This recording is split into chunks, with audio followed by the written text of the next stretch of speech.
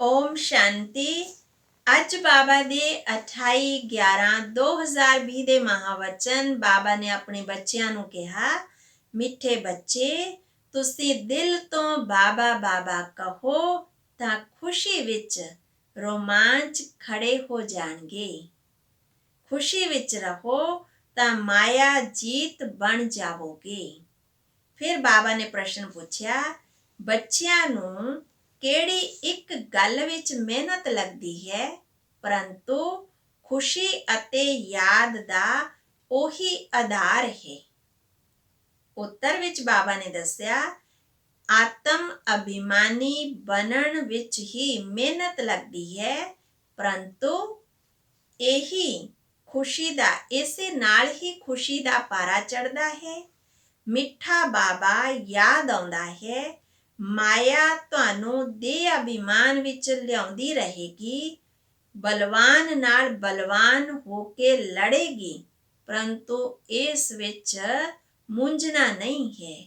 ਬਾਬਾ ਕਹਿੰਦੇ, ਬੱਚੇ, ਮਾਇਆ ਦੇ ਤੂਫਾਨਾਂ ਤੋਂ ਡਰੋ ਨਹੀਂ, ਸਿਰਫ ਕਰਮਿੰਦਰੀਆਂ ਤੋਂ ਕੋਈ ਵੀ ਵਿਕਰਮ ਨਹੀਂ ਕਰੋ। ਓਮ ਸ਼ਾਂਤੀ। ਰੂਹਾਨੀ ਬਾਪ ਰੂਹਾਨੀ ਬੱਚਿਆਂ ਨੂੰ ਸਮਝਾ ਰਹੇ ਹਨ ਜਾਂ ਸਿੱਖਿਆ ਦੇ ਰਹੇ ਹਨ, ਪੜ੍ਹਾ ਰਹੇ ਹਨ। ਬੱਚੇ ਜਾਣਦੇ ਹਨ, ਪੜ੍ਹਾਉਣ ਵਾਲਾ ਬਾਪ ਸदैव ਦੇਹੀ ਅਭਿਮਾਨੀ ਹੈ। ਉਹ ਹੈ ਹੀ ਨਿਰਾਕਾਰ, ਦੇ ਲੈਂਦਾ ਹੀ ਨਹੀਂ, ਪੁਨਰ ਜਨਮ ਵਿੱਚ ਨਹੀਂ ਆਉਂਦੇ। ਬਾਬਾ ਸਮਝਾਉਂਦੇ ਹਨ, ਤੁਹਾਨੂੰ ਬੱਚਿਆਂ ਨੂੰ ਮੇਰੇ ਸਮਾਨ ਆਪਣੇ ਨੂੰ ਆਤਮਾ ਸਮਝਣਾ ਹੈ। ਮੈਂ ਹਾਂ ਪਰਮਾਤਮਾ, ਪਰਮ ਪਿਤਾ ਨੂੰ ਦੇਹ ਤਾਂ ਹੁੰਦੀ ਨਹੀਂ, ਉਸ ਨੂੰ ਦੇਹੀ ਅਭਿਮਾਨੀ ਵੀ ਨਹੀਂ ਕਹਾਂਗੇ। ਹੁਣ ਜਿਹੜਾ ਦੇਹ ਅਭਿਮਾਨੀ ਬਣੇਗਾ, ਤੁਹਾਨੂੰ ਦੇਹੀ ਅਭਿਮਾਨੀ ਬਣਨ ਦੀ ਮਿਹਨਤ ਹੈ, ਤਾਂ ਬਾਬਾ ਨੂੰ ਦੇਹ ਹੁੰਦੀ ਹੀ ਨਹੀਂ, ਇਸ ਲਈ ਬਾਬਾ ਨੂੰ ਦੇਹੀ ਅਭਿਮਾਨੀ ਵੀ ਨਹੀਂ ਕਹਾਂਗੇ। ਉਹ ਤਾਂ ਹੈ ਹੀ ਨਿਰਾਕਾਰ। ਬਾਬਾ ਕਹਿੰਦੇ, ਮੈਨੂੰ ਆਪਣੀ ਦੇਹ ਨਹੀਂ ਹੈ, ਤੁਹਾਨੂੰ ਤਾਂ ਦੇਹ ਮਿਲਦੀ ਆਈ ਨਾ। ਹੁਣ ਮੇਰੇ ਸਮਾਨ ਦੇਹ ਤੋਂ ਨਿਆਰਾ ਹੋ ਕੇ ਆਪਣੇ ਨੂੰ ਆਤਮਾ ਸਮਝੋ। ਜੇ ਵਿਸ਼ਵ ਦਾ ਮਾਲਿਕ ਬਣਨਾ ਹੈ ਤਾਂ ਹੋਰ ਤਾਂ ਕੋਈ ਮੁਸ਼ਕਲ ਗੱਲ ਹੈ ਹੀ ਨਹੀਂ। ਬਾਬਾ ਕਹਿੰਦੇ ਹਨ, ਦੇਹ ਨੂੰ ਛੱਡ ਕੇ ਮੇਰੇ ਸਮਾਨ ਬਣੋ। ਸਦਾ ਬੁੱਧੀ ਵਿੱਚ ਯਾਦ ਰਹੇ ਕਿ ਅਸੀਂ ਆਤਮਾ ਹਾਂ। ਬਾਬਾ ਸਾਨੂੰ ਪੜ੍ਹਾ ਰਹੇ ਹਨ, ਬਾਪ ਤਾਂ ਨਿਰਾਕਾਰ ਹੈ, ਪਰੰਤੂ ਸਾਨੂੰ ਕਿਵੇਂ ਪੜ੍ਹਾਉਣ। ਇਸ ਲਈ ਬਾਬਾ ਇਸ ਤਨ ਵਿੱਚ ਆ ਕੇ ਪੜ੍ਹਾਉਂਦੇ ਹਨ। ਗਊ ਮੁਖ ਦਿਖਾਉਂਦੇ ਆ ਨਾ। ਹੁਣ ਗਊ ਦੇ ਮੂੰਹ ਤੋਂ ਤਾਂ ਕੋਈ ਗੰਗਾ ਨਿਕਲ ਨਹੀਂ ਸਕਦੀ। ਮਾਤਾ ਨੂੰ ਵੀ ਗਊ ਮਾਤਾ ਕਿਹਾ ਜਾਂਦਾ ਹੈ। ਤਾਂ ਸਭ ਤੁਸੀਂ ਗਊਆਂ ਹੋ ਗਏ ਨਾ। ਇਹ ਬ੍ਰਹਮਾ ਤਾਂ ਗਊ ਨਹੀਂ ਹੈ। ਮੂੰਹ ਦੁਆਰਾ ਗਿਆਨ ਮਿਲਦਾ ਹੈ, ਬਾਕੀ ਕੋਈ ਪਾਣੀ ਨਿਕਲਣ ਦੀ ਗੱਲ ਨਹੀਂ। ਬਾਬਾ ਕਹਿੰਦੇ, ਤੁਸੀਂ ਵੀ ਚੇਤਨ ਵਿੱਚ ਗਊਆਂ ਹੋ, ਤੁਸੀਂ ਗਿਆਨ ਸੁਣਾਉਂਦੇ ਹੋ, ਤਾਂ ਇਹ ਗਿਆਨ ਅੰਮ੍ਰਿਤ ਦੀ ਗੱਲ ਹੈ, ਬਾਕੀ ਕੋਈ ਪਾਣੀ ਦੀ ਗੱਲ ਨਹੀਂ ਹੈ। ਬਾਬਾ ਦੀ ਗਊ ਤਾਂ ਕੋਈ ਹੈ ਨਹੀਂ। ਬੈਲ ਤੇ ਸਵਾਰੀ ਵੀ ਦਿਖਾਉਂਦੇ ਹਨ। ਉਹ ਤਾਂ ਸ਼ਿਵ ਸ਼ੰਕਰ ਇੱਕ ਹੀ ਕਹਿ ਦਿੰਦੇ। ਤੁਸੀਂ ਹੁਣ ਜਾਣਦੇ ਹੋ, ਸਮਝਦੇ ਹੋ ਕਿ ਸ਼ਿਵ ਸ਼ੰਕਰ ਇੱਕ ਨਹੀਂ ਹੈ। ਸ਼ਿਵ ਤਾਂ ਹੈ ਉੱਚੇ ਤੇ ਉੱਚਾ, ਫਿਰ ਬ੍ਰਹਮਾ ਵਿਸ਼ਨੂੰ ਸ਼ੰਕਰ। ਬ੍ਰਹਮਾ ਹੈ ਸੂਖਸ਼ਮ ਵਤਨ ਵਾਸੀ। ਤੁਹਾਡੇ ਬੱਚਿਆਂ ਨੂੰ ਵਿਚਾਰ ਸਾਗਰ ਮੰਥਨ ਕਰ ਪੁਆਇੰਟਸ ਕੱਢ ਕੇ ਸਮਝਾਉਣਾ ਪੈਂਦਾ ਹੈ ਨਾ, ਅਤੇ ਨਿਡਰ ਵੀ ਬਣਨਾ ਹੈ। ਤੁਸੀਂ ਬੱਚਿਆਂ ਨੂੰ ਹਮੇਸ਼ਾ ਖੁਸ਼ੀ ਹੈ ਇਹ ਕਹਾਂਗੇ ਕਿ ਅਸੀਂ ਈਸ਼ਵਰ ਦੇ ਸਟੂਡੈਂਟ ਹਾਂ। ਬਾਬਾ ਕਹਿੰਦੇ, ਤੁਸੀਂ ਬੱਚੇ ਕੀ ਕਹਿੰਦੇ ਹੋ ਕਿ ਅਸੀਂ ਈਸ਼ਵਰ ਦੇ ਵਿਦਿਆਰਥੀ ਹਾਂ। ਸਾਨੂੰ ਬਾਬਾ ਪੜ੍ਹਾਉਂਦੇ ਹਨ।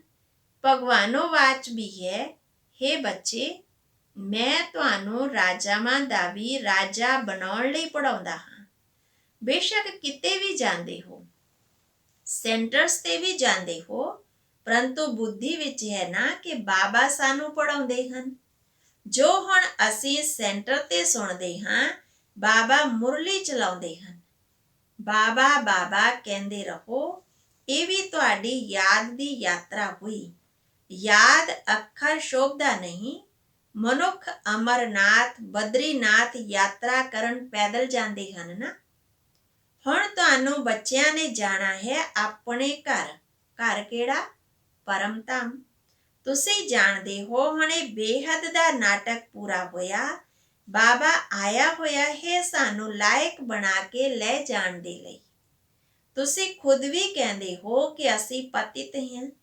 ਪਤਿਤ ਥੋੜੇ ਮੁਕਤੀ ਨੂੰ ਪਾਉਣਗੇ। ਬਾਬਾ ਕਹਿੰਦੇ ਹਨ, ਹੇ ਆਤਮਾਵਾਂ, ਤੁਸੀਂ ਪਤਿਤ ਬਣੇ ਹੋ। ਉਹ ਸਰੀਰ ਨੂੰ ਪਤਿਤ ਸਮਝ ਗੰਗਾ ਵਿੱਚ ਇਸ਼ਨਾਨ ਕਰਨ ਚਲੇ ਜਾਂਦੇ ਹਨ। ਆਤਮਾ ਨੂੰ ਤਾਂ ਉਹ ਨਿਰਲੇਪ ਸਮਝ ਲੈਂਦੇ ਹਨ। ਆਮ ਜਿਹੜੇ ਮਨੁੱਖ ਨੇ ਉਹ ਆਤਮਾ ਨੂੰ ਨਿਰਲੇਪ ਸਮਝ ਲੈਂਦੇ ਹਨ। ਬਾਬਾ ਸਮਝਾਉਂਦੇ ਹਨ ਮੂਲ ਗੱਲ ਹੈ ਹੀ ਆਤਮਾ ਦੀ। ਕਹਿੰਦੇ ਵੀ ਹਨ ਪਾਪ ਆਤਮਾ ਪੁੰਨਿ ਆਤਮਾ। ਤਾਂ ਇਹ ਅੱਖਰ ਚੰਗੀ ਤਰ੍ਹਾਂ ਯਾਦ ਕਰੋ। ਸਮਝਣਾ ਹੈ ਅਤੇ ਸਮਝਾਉਣਾ ਹੈ। ਤੁਸੀਂ ਹੀ ਭਾਸ਼ਣ ਆਦਿ ਵੀ ਕਰਨਾ ਹੈ। ਬਾਬਾ ਤਾਂ ਕੋਈ ਪਿੰਡ ਦੇ ਵਿੱਚ ਜਾਂ ਗਲੀ ਦੇ ਵਿੱਚ ਨਹੀਂ ਜਾਣਗੇ ਨਾ। ਤੁਸੀਂ ਘਰ ਵਿੱਚ ਇਹ ਚਿੱਤਰ ਰੱਖ ਦੇਵੋ। 84 ਦਾ ਚੱਕਰ ਕਿਵੇਂ ਫਿਰਦਾ ਹੈ।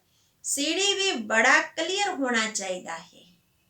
ਹੁਣ ਬਾਬਾ ਕਹਿੰਦੇ ਹਨ ਸਤੋ ਪ੍ਰਧਾਨ ਬਣੋ। ਆਪਣੇ ਘਰ ਜਾਣਾ ਹੈ। ਪਵਿੱਤਰ ਬਣਨ ਤੋਂ ਬਿਗਰ ਤਾਂ ਘਰ ਨਹੀਂ ਜਾ ਸਕਦੇ ਨਾ। ਤਾਂ ਇਹ ਸੰਕਲਪ ਮਨ ਇੱਕ ਫੁਰਨਾ ਲੱਗਿਆ ਰਵੇ। ਬਹੁਤ ਬੱਚੇ ਲਿਖਦੇ ਹਨ ਬਾਬਾ ਸਾਨੂੰ ਬਹੁਤ ਤੂਫਾਨ ਆਉਂਦੇ ਹਨ। ਤੂਫਾਨ ਮਨਾ ਸੰਕਲਪ ਤਰ੍ਹਾਂ ਦੇ ਆਉਂਦੇ ਆ। ਮਨਸਾ ਵੀ ਬਹੁਤ ਖਰਾਬ ਖਿਆਲਾਤ ਆਉਂਦੇ ਹਨ। ਪਹਿਲਾਂ ਤਾਂ ਨਹੀਂ ਆਉਂਦੇ ਸੀ। ਬਾਬਾ ਕਹਿੰਦੇ ਤੁਸੀਂ ਇਹ ਖਿਆਲ ਨਹੀਂ ਕਰੋ। ਪਹਿਲਾਂ ਕੋਈ ਇਹ ਯੁੱਧ ਦੇ ਮੈਦਾਨ ਵਿੱਚ ਥੋੜੀ ਸੀ। ਹੁਣ ਤੁਹਾਨੂੰ ਬਾਬਾ ਦੀ ਯਾਦ ਵਿੱਚ ਰਹਿ ਕੇ ਮਾਇਆ ਤੇ ਜਿੱਤ ਪਾਉਣੀ ਹੈ। ਤਾਂ ਇਹ ਘੜੀ ਯਾਦ ਕਰਦੇ ਰਹੋ। ਬਾਬਾ ਕਹਿੰਦੇ ਗੰਢ ਬੰਨ ਲਵੋ। ਜਿਵੇਂ ਮਾਤਾਵਾਂ ਗੰਢ ਬੰਨ ਲੈਂਦੀਆਂ ਹਨ ਨਾ। ਪੁਰਸ਼ ਲੋਕ ਫਿਰ ਨੋਟਬੁੱਕ ਤੇ ਲਿਖਦੇ ਹਨ। ਤੁਹਾਡਾ ਵੀ ਇਹ ਬੈਜ ਬਹੁਤ ਵਧੀਆ ਨਿਸ਼ਾਨੀ ਹੈ। ਅਸੀਂ ਪ੍ਰਿੰਸ ਬਣਦੇ ਹਾਂ। ਇਹ ਹੈ ਬੇਗਰ ਟੂ ਪ੍ਰਿੰਸ ਬਣਨ ਦੀ ਗੋਡਲੀ ਯੂਨੀਵਰਸਿਟੀ। ਫਿਰ ਬਾਬਾ ਨੇ ਅੱਗੇ ਕਿਹਾ ਕਿ ਸਵੱਛ ਬਣਨ ਦੇ ਲਈ ਤੁਹਾਨੂੰ ਸਵੱਛ ਬਾਪ ਨੂੰ ਯਾਦ ਕਰਨਾ ਹੈ। ਪਾਣੀ ਨਾਲ ਕੋਈ ਪਾਪ ਨਾਸ਼ ਨਹੀਂ ਹੋਣਗੇ। ਗੀਤਾ ਵਿੱਚ ਵੀ ਹੈ ਭਗਵਾਨ ਵਾਚ ਮਨਮਨਾ ਭਵ। ਆਦਿ ਅਤੇ ਅੰਤ ਵਿੱਚ ਇਹ ਅੱਖਰ ਹਨ। ਤੁਸੀਂ ਜਾਣਦੇ ਹੋ ਕਿ ਅਸੀਂ ਹੀ ਪਹਿਲਾਂ ਭਗਤੀ ਸ਼ੁਰੂ ਕੀਤੀ। ਸਤੋ ਪ੍ਰਧਾਨ ਭਗਤੀ, ਫਿਰ ਸਤੋ ਰਜੋ ਤਮੋ ਭਗਤੀ ਹੁੰਦੀ ਹੈ। ਹੁਣ ਤਾਂ ਦੇਖੋ ਮਿੱਟੀ ਪੱਥਰ ਆਦਿ ਸਭ ਦੀ ਕਰਦੇ ਹਨ। ਤਾਂ ਇਹ ਸਭ ਹੈ ਅੰਧ ਸ਼ਰਧਾ। ਇਸ ਸਮੇਂ ਤੁਸੀਂ ਸੰਗਮ ਯੁੱਗ ਤੇ ਬੈਠੇ ਹੋ। ਇਹ ਉਲਟਾ ਝਾੜ ਹੈ ਨਾ। ਉੱਪਰ ਤੇ ਹੈ ਬੀਜ। ਬਾਬਾ ਕਹਿੰਦੇ ਹਨ ਇਹ ਮਨੁੱਖ ਸ੍ਰਿਸ਼ਟੀ ਦਾ ਰਚయిਤਾ ਬੀਜ ਮੈਂ ਹਾਂ। ਹੁਣ ਨਵੀਂ ਦੁਨੀਆ ਸਥਾਪਨ ਕਰ ਰਹੇ ਹਾਂ। ਗਿਆਨ ਅਤੇ ਅਗਿਆਨ ਵਿੱਚ ਦੇਖੋ ਕਿੰਨਾ ਫਰਕ ਹੈ। ਗਿਆਨ ਸਾਗਰ ਹੈ ਹੀ ਇੱਕ ਸ਼ਿਵ ਬਾਬਾ। ਉਸ ਤੋਂ ਜਿਵੇਂ ਇੱਕ ਲੋਟਾ ਦਿੰਦੇ ਹਨ ਨਾ। ਬਾਬਾ ਕਹਿੰਦੇ ਕਿ ਉਹ ਤੋਂ ਇੱਕ ਲੋਟਾ ਦਿੰਦੇ ਹਨ ਨਾ।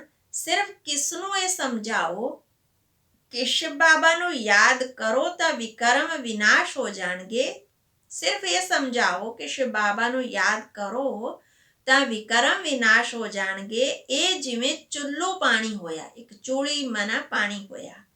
ਕੋਈ ਇਸ਼ਨਾਨ ਕਰਦੇ, ਕੋਈ ਘੜਾ ਭਰ ਕੇ ਲੈ ਜਾਂਦੇ, ਕੋਈ ਛੋਟਾ ਲੋਟਾ ਲੈ ਜਾਂਦੇ। ਰੋਜ਼ ਇੱਕ ਬੂੰਦ ਮਟਕੇ ਵਿੱਚ ਡਾਲ ਕੇ ਉਸ ਨੂੰ ਗਿਆਨ ਜਲ ਸਮਝ ਕੇ ਪੀਂਦੇ ਆ।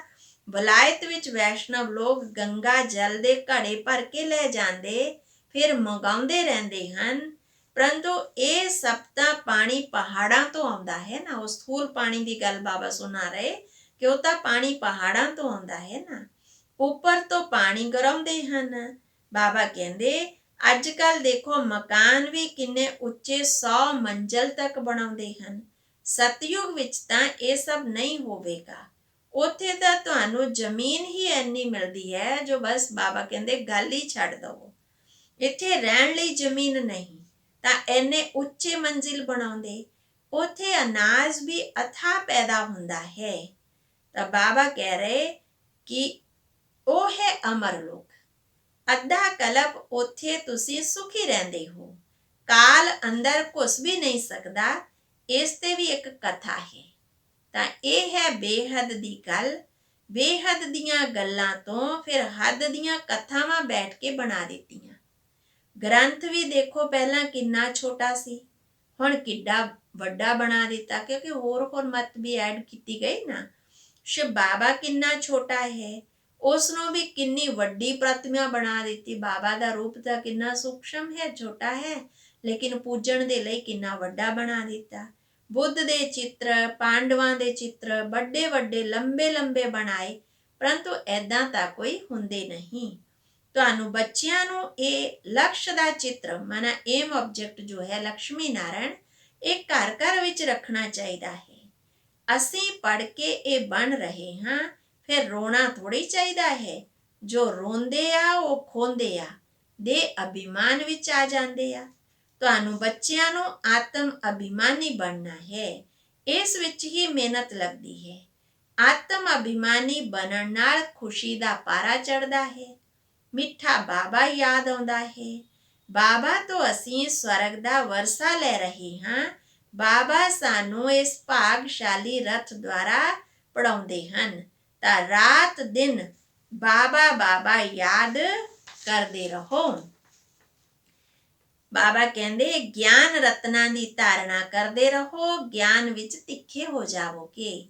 ਅੱਛਾ, ਫਿਰ ਬਾਬਾ ਨੇ ਯਾਦ ਪਿਆਰ ਦਿੱਤਾ। ਮਿੱਠੇ ਮਿੱਠੇ ਸਿੱਕੀ ਲਦੇ ਬੱਚਿਆਂ ਪ੍ਰਤੀ ਮਾਤ ਪਿਤਾ ਬਾਪ ਦਾਦਾ ਦਾ ਯਾਦ ਪਿਆਰ ਅਤੇ ਗੁੱਡ ਮਾਰਨਿੰਗ। ਰੂਹਾਨੀ ਬਾਪ ਦੀ ਰੂਹਾਨੀ ਬੱਚਿਆਂ ਨੂੰ ਨਮਸਤੇ। ਧਾਰਨਾ ਲਈ ਮੁੱਖ ਸਾਰ ਹੈ। ਪਹਿਲਾ ਹੈ, ਮਾਇਆ ਦੇ ਤੂਫਾਨਾਂ ਤੋਂ ਡਰਨਾ ਜਾਂ ਮੂੰਝਣਾ ਨਹੀਂ ਹੈ। ਕਨਫਿਊਜ਼ ਨਹੀਂ ਹੋ ਜਾਣਾ। ਸਿਰਫ ਧਿਆਨ ਰੱਖਣਾ ਹੈ ਕਿ ਕਰਮੇਂਦਰੀਆਂ ਤੋਂ ਕੋਈ ਵੀ ਕਰਮ ਨਾ ਹੋਵੇ। ਗਿਆਨ ਸਾਗਰ ਬਾਬਾ ਸਾਨੂੰ ਪੜਾਉਂਦੇ ਹਨ, ਇਸ ਖੁਸ਼ੀ ਵਿੱਚ ਰਹਿਣਾ ਹੈ। ਦੂਸਰਾ, ਸਤੋ ਪ੍ਰਧਾਨ ਬਣਨ ਦੇ ਲਈ ਆਤਮ ਅਭਿਮਾਨੀ ਬਣਨ ਦੀ ਮਿਹਨਤ ਕਰਨੀ ਹੈ। ਗਿਆਨ ਦਾ ਵਿਚਾਰ ਸਾਗਰ ਮੰਥਨ ਕਰਨਾ ਹੈ। ਯਾਦ ਦੀ ਯਾਤਰਾ ਵਿੱਚ ਰਹਿਣਾ ਹੈ। ਵਰਦਾਨ, ਸ੍ਰੇਸ਼ਟ ਪੁਰਸ਼ਾਰਥ ਦੁਆਰਾ ਫਾਈਨਲ ਰਿਜ਼ਲਟ ਵਿੱਚ ਮਾਨਾ ਜਿਹੜੀ ਅੰਤਿਮ ਰਿਜ਼ਲਟ ਹੈ, ਅੰਤਿਮ ਰਿਜ਼ਲਟ ਵਿੱਚ ਫਸਟ ਨੰਬਰ ਲੈਣ ਵਾਲੇ ਉੱਡਦਾ ਪੰਛੀ ਭਵ। ਫਾਈਨਲ ਰਿਜ਼ਲਟ ਵਿੱਚ ਫਸਟ ਨੰਬਰ ਲੈਣ ਦੇ ਲਈ ਬਾਬਾ ਨੇ 3 ਗੱਲਾਂ ਦੱਸੀਆਂ। ਪਹਿਲੀ ਹੈ, ਦਿਲ ਤੋਂ ਅਵਿਨਾਸ਼ੀ ਵੈਰਾਗ ਦੁਆਰਾ ਬੀਤੀਆਂ ਹੋਈਆਂ ਗੱਲਾਂ ਨੂੰ ਸੰਸਕਾਰ ਰੂਪੀ ਬੀਜ ਨੂੰ ਜਲਾ ਦਵੋ। ਦੂਸਰਾ, ਅੰਮ੍ਰਿਤ ਵੇਲੇ ਤੋਂ ਰਾਤ ਤੱਕ ਈਸ਼ਵਰੀय ਨਿਯਮਾਂ ਅਤੇ ਮਰਿਆਦਾ ਦਾ ਸਦਾ ਪਾਲਨ ਕਰਨ ਦਾ ਵਰਤ ਲਵੋ। ਅਤੇ ਤੀਸਰਾ, ਮਨਸਾ ਦੁਆਰਾ ਵਾਣੀ ਦੁਆਰਾ ਜਾਂ ਸੰਬੰਧ ਸੰਪਰਕ ਦੁਆਰਾ ਨਿਰੰਤਰ ਮਹਾਦਾਨੀ ਬਣ, ਪੁੰਨਿਆ ਆਤਮਾ ਬਣ, ਦਾਨ ਪੁੰਨ ਕਰਦੇ ਰਹੋ। ਜਦੋਂ ਐਦਾਂ ਸ੍ਰੇਸ਼ਟ ਹਾਈ ਜੰਪ ਦੇਣ ਵਾਲਾ ਪੁਰਸ਼ਾਰਥ ਹੋਵੇ ਤਾਂ ਉੜਦਾ ਪੰਛੀ ਬਣ ਫਾਈਨਲ ਰਿਜ਼ਲਟ ਵਿੱਚ ਨੰਬਰ 1 ਬਣ ਸਕੋਗੇ। ਸਲੋਗਨ ਹੈ, ਵ੍ਰਿੱਤੀ ਦੁਆਰਾ ਵਾਯੂਮੰਡਲ ਨੂੰ ਸ਼ਕਤੀਸ਼ਾਲੀ ਬਣਾਉਣਾ, ਇਹੀ ਅੰਤੇ ਲਾਸਟ ਦਾ ਪੁਰਸ਼ਾਰਥ ਅਤੇ ਸੇਵਾ ਹੈ। ਅੱਛਾ, ਓਮ ਸ਼ਾਂਤੀ।